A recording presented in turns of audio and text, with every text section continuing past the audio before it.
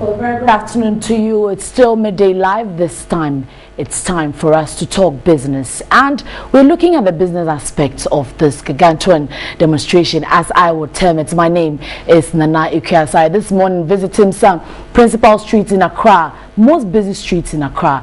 Looks like this demonstration has had its own effects on business activities. Traffic is missing. We'll be giving you more details into that. But an economist with the Institute of Statistical, Social and Economic Research, Dr. Robert Osei, wants government to engage labor and find strategies to deal with the current economic challenges. He was reacting to the multiple demonstrations being staged by labor unions across the country. Going forward, I think that we need to engage more. All of us need to engage more on what the options are and what the costs and benefits of the different options are with respect to the current economic challenges. I have said, and I will continue to maintain, that if we don't sanitize our physicals, we certainly are not going to get out of our challenges that easily. Well, so prior to that, also government statistician Dr. Philomena Nyako has hinted that the intended demonstration or the ongoing demonstration, which is being seen by organized labor, could have some serious implications on the country's gross domestic product, preferably maybe July. As she was speaking at the press conference to announce the producer price inflation for June, which is currently pegged at 33.1%. We don't produce goods and services. It affects the gross national product or the gross domestic product. It affects it. And so even 1 day loss, even 1 hour's loss in production can significantly reflect on the GDP, depending on the proportion of contribution of that sector or subsector to the economy. So we expect to see some decline in the GDP if people go on strike and do not work. Dr. Philomena Nyako was speaking at the presentation of the Producer Price Index for June 2014. However, Dr. Nyako will not give details of the impact of the organized labor's planned protest. Ghana's annual producer price inflation increased from 33.0% in May to 33.1% in June, mainly driven by hikes in the utility subsector.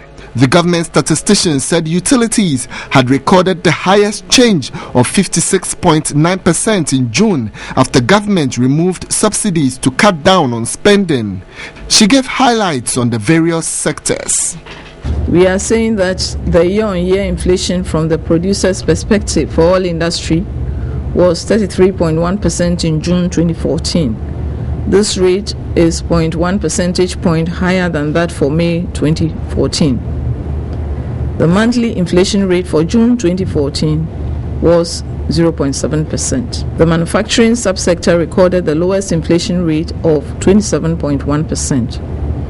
With respect to the monthly changes, manufacturing recorded a monthly inflation rate of 0.8%, while mining and quarrying recorded 0.7%.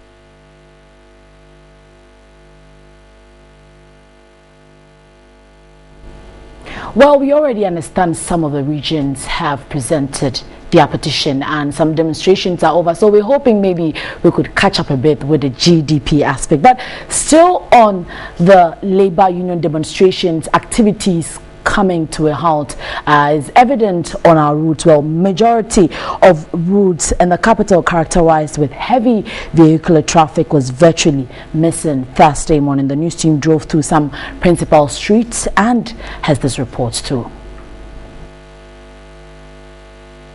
There was no vehicular traffic from the Flagstaff House through to the 37 Military Hospital Road stretch. Movement on that road was easy. The usual hustle and bustle was absent. vehicles moved freely from Opebia Airport, the roundabout popularly known as Pana, through to Shiashi. The Okonglo area was no different. Cars moved freely.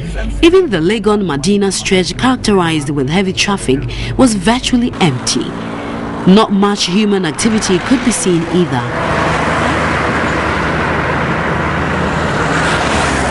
IPS and Trinity Baptist was same. The N1 highway had few vehicles, either from La Paz or from Tema. One was assured of a traffic-free ride. The famous Kalkudi roundabout, a traffic zone, was equally traffic-free.